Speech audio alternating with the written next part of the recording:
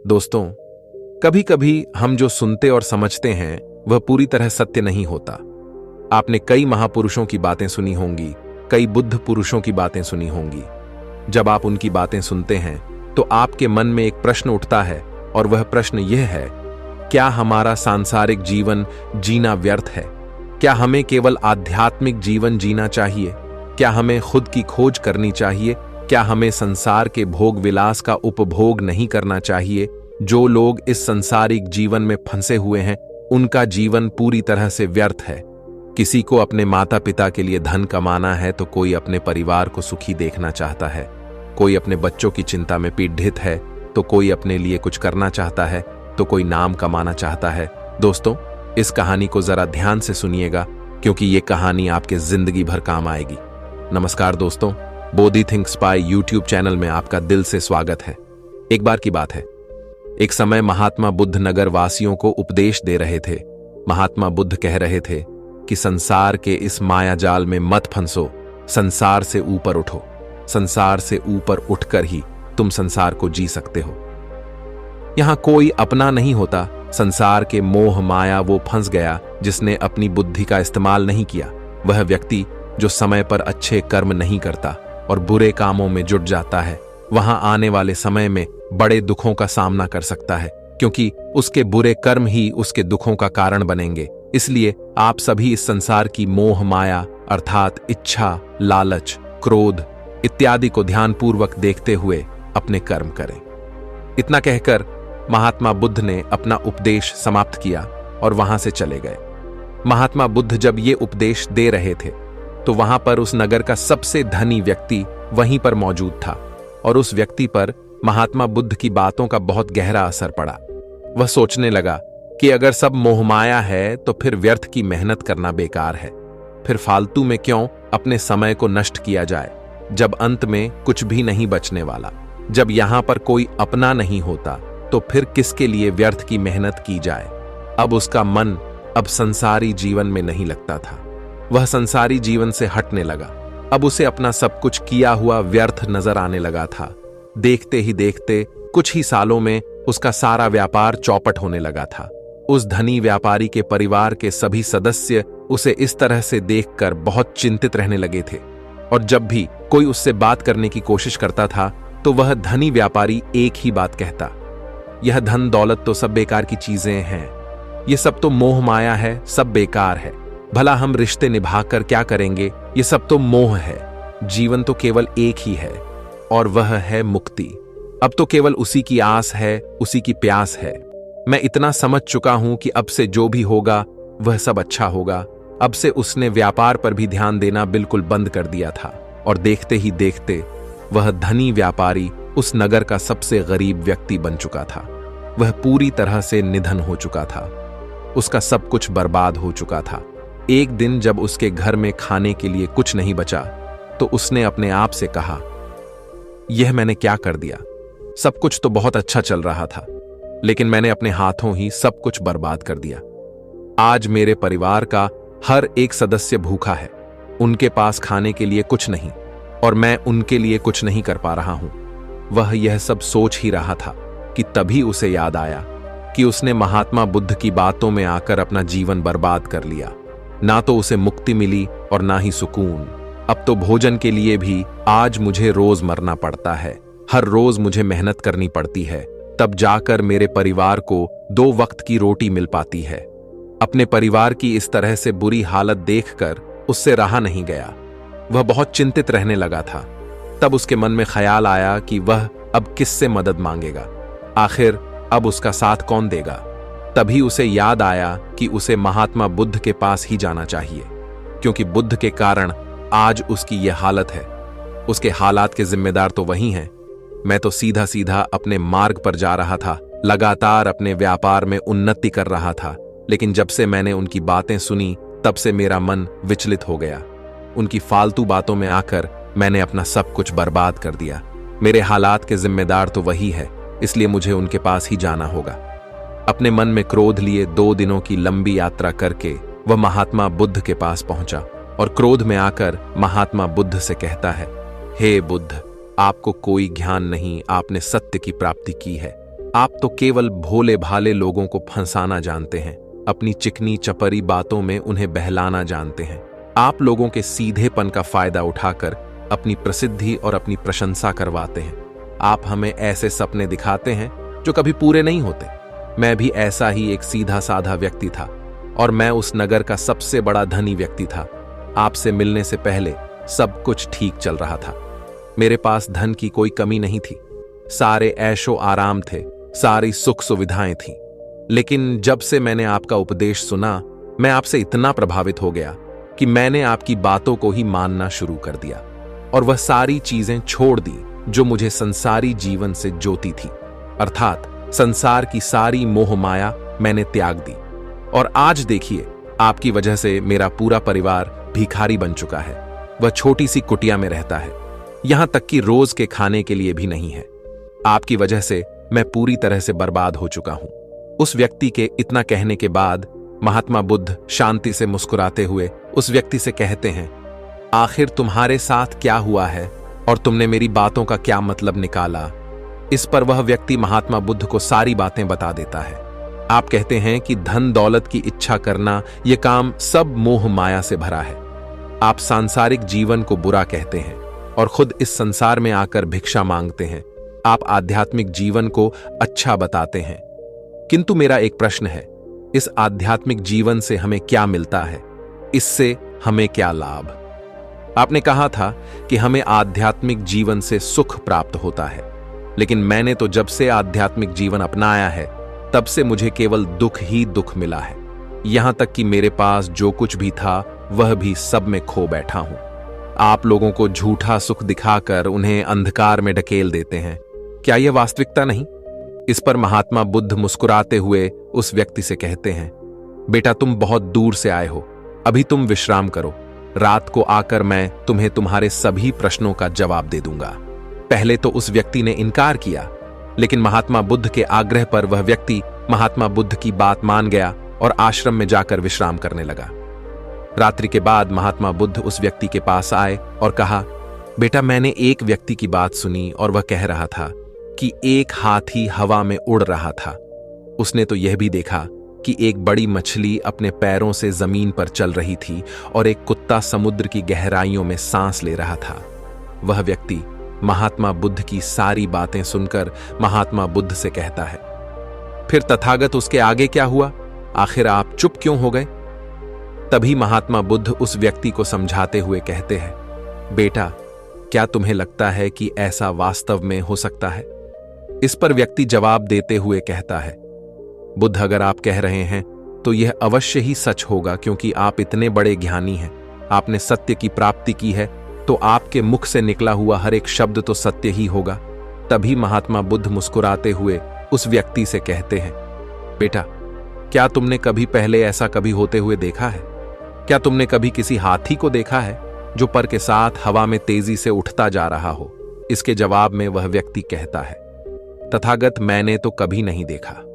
तभी महात्मा बुद्ध कहते हैं, तुमने मुझसे प्रश्न क्यों नहीं किया कि आखिर वह हाथी आकाश में कैसे उड़ सकता है? इसके जवाब में व्यक्ति कहता है, हे तथागत, आपके मुंह से सुनकर मुझे ऐसा लगा कि मानो बात सत्य हो और आप कह रहे हैं तो यह सत्य ही होगा, इसलिए मैंने आपसे एक भी बार प्रश्न नहीं किया।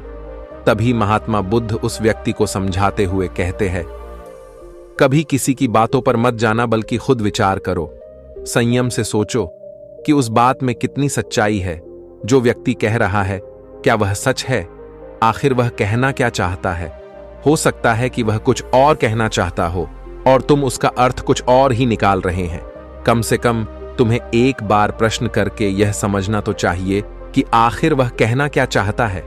अगर तुम मुझसे पूछते कि आखिर वह हाथी हवा में कैसे उड़ सकता है, तो इसका जवाब मैं तुम्हें अवश्य देता। मैं तुम्हें ऐसा बताता कि एक छोटा सा बच्चा अपने खिलौनों के साथ खेल रहा है, वह हाथी को हवा में उड़ा रहा है और कुत्ते को पानी में डूबा रहा है, और रही बात मछली की तो वह उसे जमीन पर चला रहा है। क्या ऐसा संभव नहीं हो सकता? इसके जवाब में व्यक्ति कहता है, हाँ बिल्कुल ऐसा हो सकता है। महात्मा बुद्ध उस व्यक्ति को कहते हैं, इसी प्रकार मैं कभी किसी को निर्धन या गरीब होने के लिए नहीं कहता। निर्धनता या गरीबी तुम्हारे विकास में बाधक बन जाती है, जिससे तुम और कुछ नहीं सोच पाते और ना ही कुछ समझ पाते हो।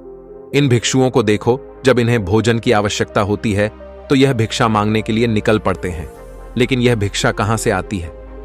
इसके जवाब में व्यक्ति कहता है, हे तथागत, हर कोई रोज मेहनत करता है ताकि उसके परिवार का पालन पोषण हो सके, और जो वह मेहनत करता है उसके बदले में उसे कुछ पैसे मिलते हैं।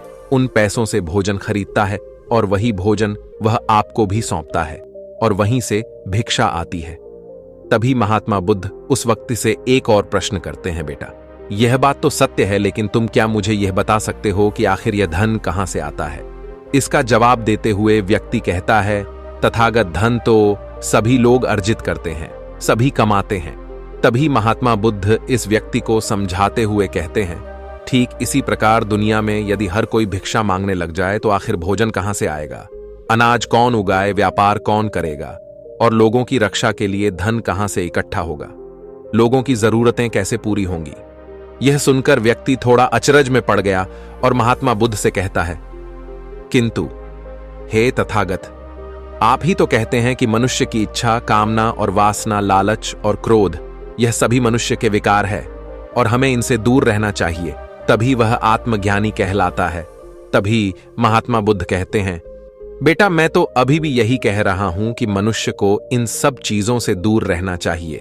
इस पर व्यक्ति महात्मा बुद्ध की बात काटते हुए कहता है, पर दुनिया तो इसी पर चल रही है, इसके बिना भला या संसार कैसे चल सकता है? हर किसी को पैसों की जरूरत है, बिना पैसों के बाहर अपने परिवार को नहीं चला सकता, वह अपने परिवार का पालन पोषण नहीं कर सकता, वह अपने परिवार के लिए भोजन नहीं ला सकता, और यदि वह पैसे नहीं कमाए तो वह भूखा मर जाएगा। तभी महात्मा बुद्ध कहते हैं, बेटा, यह संसार इन चीजों से नहीं चल रहा है, इन चीजों से बिगड़ रहा है। इस पर व्यक्ति कहता है, हैं तथागत, आखिर आप क्या कहना चाहते हैं? मैं आपकी बात समझ नहीं पा रहा। संसार में इच्छा, कामना, वासना और क्रोध ही तो है, और जब हम इनका त्याग कर देते हैं तब हम अध्यात्म के मार्ग की ओर आगे बढ़ते हैं, अर्थात मुक्ति के मार्ग पर, यानी कि हम सन्यासी के मार्ग पर चलते हैं। इस पर महात्मा बुद्ध जवाब देते हुए कहते हैं, बेटा, तुमने जो कुछ कहा वह भी एक बहुत बड़ा सत्य है। इच्छा, कामना, वासना और क्रोध ऐसे ही बुरी भावनाओं को छोड़ देने से हम संसार छोड़कर सन्यासी हो जाते हैं, और इन्हीं सभी चीजों को छोड़कर भी हम संसार में जी सकते हैं, धन कमा सकते हैं, मान, पद, प्रतिष्ठा और सम्मान कमा सकते हैं, क्योंकि हम सब अपना कर्म ही तो कर रहे। एक किसान खेती करता है, पर वह अपनी खेती बिना बुरी भावनाओं के भी कर सकता है। एक व्यापारी व्यापार करता है और इस व्यापार में चीजों को यहां से वहां पहुंचना होता है, और वह व्यापारी इन चीजों को बिना बुरी भावना के कर सकता है। ठीक उसी प्रकार एक राजा भी अपनी प्रजा की रक्षा करता है, और वह भी अपने कर्म बिना किसी बुरी भावना के कर सकता है। और एक भिक्षु इन सभी लोगों को सही प्रकार और सही कार्य करने के लिए मार्गदर्शन करते हैं, जो उस भिक्षु का कर्म है, जो उसका कार्य है, और जो व्यक्ति जागृत होकर अपने कर्मों का सही पालन करता है। वास्तविकता में वही सन्यासी हैं, वही भिक्षु है, क्योंकि हम जो भी कर्म कर रहे हैं वह हमारा इस संसार में रहने के लिए, जीवित होने के लिए, जीवन जीने के लिए केवल एक माध्यम मात्र ही है। उसे छोड़कर हम कुछ भी नहीं पा सकते, और हमारे सभी कर्म करते हुए हमारा मुख्य उद्देश्य जागृत होना है, खुद को पहचानना है। एक बार यदि हमारे भीतर ज्ञान का उदय हो गया, तब हम चाहे जो भी करें, वह फिर संसारी हो या सन्यासी, सब एक ही होते हैं। इस पर व्यक्ति महात्मा बुद्ध से कहता है, हे बुद्ध, किंतु मैंने तो देखा है कि आप अपने संघ में उन लोगों को भी शामिल करते हैं जो लोग अपने परिवार को छोड़कर आए, अपने माता पिता को, अपने बीवी बच्चों को छोड़कर आए। क्या आप उनसे कभी यह कहते हैं कि जाकर अपनी जिम्मेदारियां पूरी करो और धन कमाओ, और वहीं पर रहकर तुम आत्मज्ञान प्राप्त करो? उस व्यक्ति के प्रश्न का जवाब देते हुए महात्मा बुद्ध कहते हैं, क्या तुम हाथी को हवा में उड़ा सकते हो? इसके जवाब में वह व्यक्ति कहता है, नहीं, मैं नहीं उड़ा सकता। तभी महात्मा बुद्ध कहते हैं, केवल एक बच्चा ही हाथी को हवा में उड़ा सकता है। ठीक उसी प्रकार जिस व्यक्ति को जो बनना है वह तो वह बनकर ही रहेगा। जैसे किसी व्यक्ति को व्यापारी बनना है तो वह व्यापारी बनेगा। ठीक इसी प्रकार यदि किसी व्यक्ति को आत्मज्ञान की प्राप्ति करनी है तो उसे सब कुछ तो त्यागना ही होगा। आगे महात्मा बुद्ध उस व्यक्ति से कहते हैं, बेटा, क्या तुम सब कुछ छोड़कर आत्मज्ञान के मार्ग पर आगे बढ़ते, या फिर तुम यह सोच रहे थे कि इस रास्ते पर चलकर जीवन आसान हो जाएगा, जो होगा सब अच्छा होगा, सब कुछ अपने आप ही मिलने लगेगा, मुझे तो कुछ करने की आवश्यकता ही नहीं पड़ेगी, सारे दुख दर्द सब कुछ समाप्त हो जाएगा और जीवन में चमत्कार होने लगेगा और अंत में मुक्ति भी मिल जाएगी। महात्मा बुद्ध की यह बात सुनकर उस व्यक्ति को अपनी गलती का एहसास हो गया। वह महात्मा बुद्ध के चरणों में गिर पड़ा और कहने लगा, हे तथागत, आप सत्य कहते हैं। मैंने तो कुछ ऐसा ही सोचा था, क्योंकि मेरा व्यापार सही नहीं चल रहा था, तो मुझे लगा कि सब कुछ छोड़कर सब मिल जाएगा, मुझे कुछ करने की आवश्यकता ही नहीं पड़ेगी और मेरे सारे दुख दर्द हमेशा हमेशा के लिए खत्म हो जाएंगे और मैं आत्मज्ञान भी प्राप्त कर पाऊंगा। तभी महात्मा बुद्ध उस व्यक्ति से कहते हैं, बेटा, भिक्षु हो जाना कोई आसान बात नहीं है, इसके लिए सब कुछ त्यागना पड़ता है। एक एक चीज जिसे तुम बहुत प्रेम करते हो, वह सारी चीजें तुमसे एक एक करके दूर हो जाती हैं। तो क्या तुम भिक्षु बनने के लिए तैयार हो? क्या तुम सब कुछ छोड़कर अध्यात्म के मार्ग में आगे बढ़ना चाहते हो? इसके जवाब में व्यक्ति कहता है, हे तथागत, मुझे मेरी गलती का एहसास हो चुका है, मुझे भिक्षु नहीं बनना, मैं तो व्यापारी ही ठीक हूं। मैं तो अपने संसारी जीवन में ही खुश था, परंतु अब भी मेरे मन में एक प्रश्न शेष बचा है। अगर आपकी आज्ञा हो तो वह प्रश्न भी मैं आपसे पूछना चाहूंगा। तभी महात्मा बुद्ध उसे आज्ञा देते हैं। इस पर व्यक्ति कहता है, तथागत, आप ही तो कहते हैं कि धन नहीं कमाना चाहिए, पद प्रतिष्ठा अहंकार हमें दुख की ओर ले जाते हैं और संसार में यही तो है, और क्या है। यदि हमें संसारी जीवन जीना है तो हमें यह सब तो करना ही पड़ेगा। तभी महात्मा बुद्ध मुस्कुराते हुए उस व्यक्ति से कहते हैं, क्या तुम्हें भूख लगी है? इस पर व्यक्ति कहता है, हाँ तथागत, मुझे बहुत भूख लगी है। तभी महात्मा बुद्ध उस व्यक्ति को भोजन करवाते हैं और उसे भर पेट भोजन खिलाने के बाद महात्मा बुद्ध उस व्यक्ति से कहते हैं, लो और खाओ, यह सब तुम्हारे लिए ही है। इसके जवाब में वह व्यक्ति कहता है, तथागत, मैं पहले ही बहुत ज्यादा खा चुका हूं, अब मुझसे और नहीं खाया जाएगा। मेरे पेट में अब जरा भी जगह नहीं रह गई है। यदि मैंने और अधिक खाया तो मेरा पेट दर्द करने लग जाएगा और फिर मुझे तरह तरह की परेशानियां होने लगेंगी, मैं परेशान हो जाऊंगा। तभी महात्मा बुद्ध मुस्कुराते हुए उस व्यक्ति से कहते हैं, बेटा, मैं भी तो तुम्हें यही समझाने का प्रयास कर रहा हूं कि जितनी जरूरत है उतना ही खाओ, क्योंकि हर चीज जब हद से ज्यादा हो जाती है तो वह नुकसान जरूर पहुंचाती है। फिर वह चाहे धन हो, चाहे इच्छा, चाहे लालच, या फिर कामना या वासना, सब कुछ हद से ज्यादा आपको नुकसान ही पहुंचाएगा और यह सब आपको केवल दुख ही देंगे। इसीलिए इन्हें नियंत्रण में रखना चाहिए। जितने की हमें आवश्यकता है उतना ही हमें चाहिए, और जब आप इसे नियंत्रण में रखते हैं तो यह कभी आपको दुख नहीं दे पाएगा। आप हमेशा सुखी रहो। आगे महात्मा बुद्ध उस व्यक्ति से कहते हैं, सुनो, धन कमाना आवश्यक है, क्योंकि धन की कमी नहीं होनी चाहिए, भोजन की कमी नहीं होनी चाहिए, किसी भी कार्य को करने के लिए मन में इच्छा की कमी नहीं होनी चाहिए। लेकिन उसी के साथ में यह भी ध्यान रखना है कि इच्छा अत्यधिक भी नहीं होनी चाहिए, और मैं तुम्हें यही समझाने का प्रयास कर रहा हूं। इसीलिए जाओ और धन कमाओ। व्यापार से, अपने कर्म से न केवल अपना बल्कि दूसरों का भला भी करो। जब तुम अपने किए कार्यों की सांसारिक कार्यों से लोगों का भला करते हो, तब तुम में और किसी सन्यासी अर्थात किसी भिक्षु में कोई अंतर नहीं रह जाता। बस सभी के मार्ग अलग हो गए हैं, लेकिन मंजिल एक होती है। और तुम कभी मार्ग से भटकना नहीं, तुम लोगों की संगत में रहना जो तुम्हें अपने आत्मज्ञान के सीधे मार्ग पर ले चले, जो सांसारिक जीवन से हटकर नए जीवन में प्रवेश करवाए, क्योंकि वे लोग बुराइयों से लड़ने में तुम्हारी मदद करेंगे। तुम्हें ताकत मिलेगी और तुम लगातार बिना विचलित हुए अध्यात्म के मार्ग पर लगातार आगे बढ़ाते चले जाओगे। इतना कहकर महात्मा बुद्ध शांत हो गए। वह व्यक्ति महात्मा बुद्ध को प्रणाम कहता है, हैं तथागत, आपकी शिक्षा यह तो बिल्कुल अलग है। आप जो कहते हैं उसके पीछे का अर्थ कुछ अलग ही होता है, बहुत सीधा और सरल, लेकिन हम उसे समझ नहीं पाते। आपके पास चमत्कार का आश्वासन नहीं है, पर आपके पास वह मार्ग है जिसमें मार्ग पर चलकर मैं अवश्य ही अध्यात्म को प्राप्त कर सकता हूं, जिससे मेरा और लोगों का, सभी का भला होगा। हे तथागत, यह मेरी ही गलती थी कि मैंने आपकी बातों का गलत मतलब निकाला, और एक व्यापारी होकर भी मैंने अपने कर्म को छोड़ दिया और यह सोचने लगा कि अब अपने आप सब कुछ अच्छा ही होगा। लेकिन यह सत्य है कि अपने आप कुछ नहीं होता। जब हम हाथ पैर चलाएंगे, काम करेंगे, कर्म करेंगे, तभी हमें फल मिलेगा। जब हम हाथ पैर मारना छोड़ते हैं तो नदी का बहाव हमें अपने साथ बहा कर ले चला जाता है और तब हमारे हाथों में कुछ नहीं रह जाता। और यही मेरे साथ भी हुआ है। तथागत, आज से मैं आपको वचन देता हूं कि मैं अपना कर्म पूरी ईमानदारी के साथ करूंगा। आपके दिए हुए मार्ग पर मैं पूरी ईमानदारी से चलूंगा।